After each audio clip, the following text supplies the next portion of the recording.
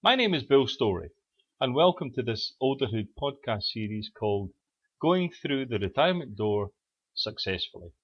This podcast series is brought to you by Olderhood.com, which is a leading online retirement community with over 70,000 followers around the world. Olderhood is for people approaching retirement and for people already in retirement. This podcast is therefore appropriate for both pre-retirees and post-retirees. Our blog is called Olderhood, and we have several Facebook pages, LinkedIn, Pinterest, and Olderhood clubs around the world. We write our own articles and produce and host videos, podcasts, and television shows. We also provide retirement coaching services and retirement readiness assessments. The purpose of this retirement series is to focus on a range of concerns and observations about life in the retirement years, and in particular to concentrate on the emotional impact of those issues, such as health, family issues, filling the day, boredom, still being useful in society, longevity, mortality, etc. We don't provide formal financial advice, but obviously the psychological impact of money problems is a major component of retirement life. I hope you'll find our style of podcast more relaxed and casual. We're not newsreaders, but prefer to chat with our members in a more normal and comfortable fashion. Okay, enough said, let's get started. This episode is called Inspiration in Retirement. Once we go through the retirement door, we discover all sorts of new things in our life. Some are good, some are bad, some we like, some we'd rather just do without altogether. Feelings, emotions, physical issues, ailments, memory loss, and so forth can all make us happy or sad. One of the things many of us come up against, which is more prevalent than we generally think, is the why bother syndrome. In other words, we sometimes lack the inspiration to get on with new things in our life.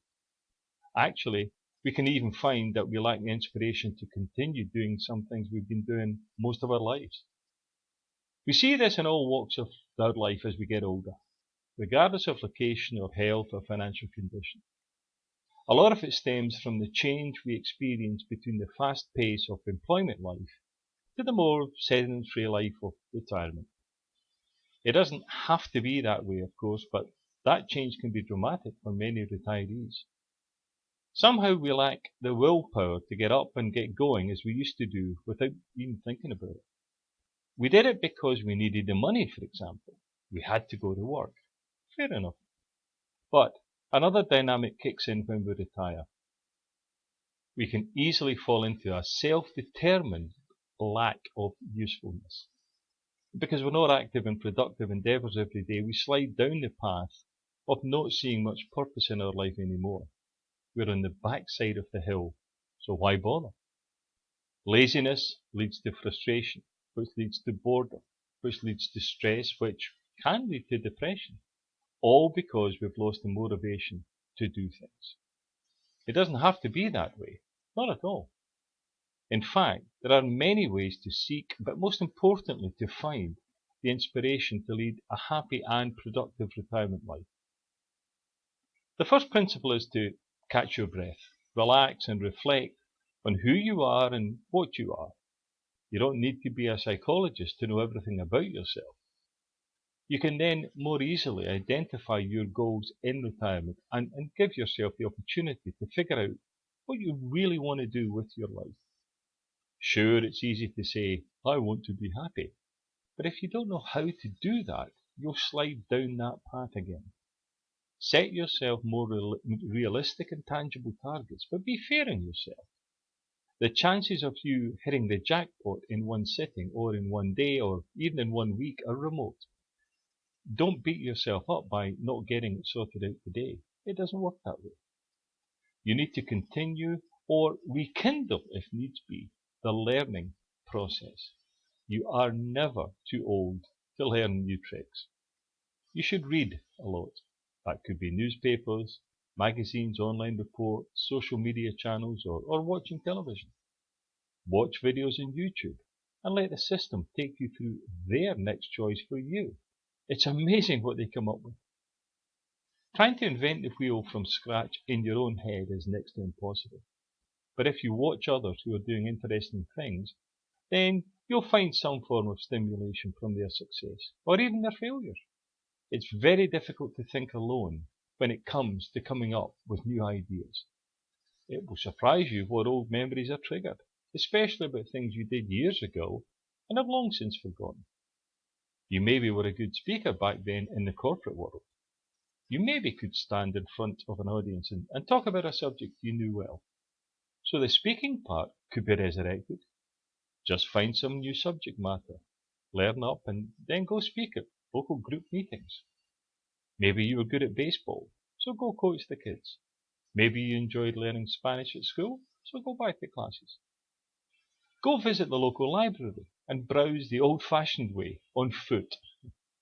Of course, you can use Firefox or Chrome or Google to get inspired.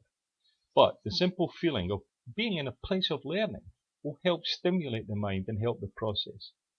Go to the local college and find out what classes they're running and sign up. Inspiration springboards from learning and reading and taking a determined path to find out things. Write down a few thoughts. Maybe use keywords or phrases instead of trying to write a 10-page business proposal straight away. The keyword approach will show the brain and the subconscious where to go. Then let it settle for a day or so and allow it to work away in the background. There's no problem in being a dreamer that aspires to doing great things with your life. Believe in yourself.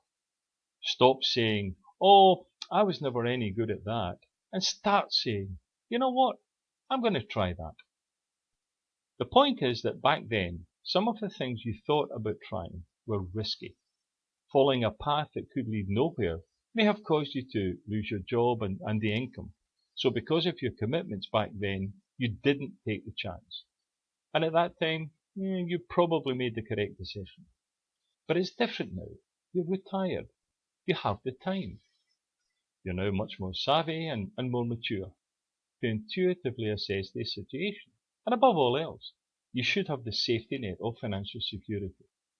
You have the money to see you through if the new endeavour doesn't work out.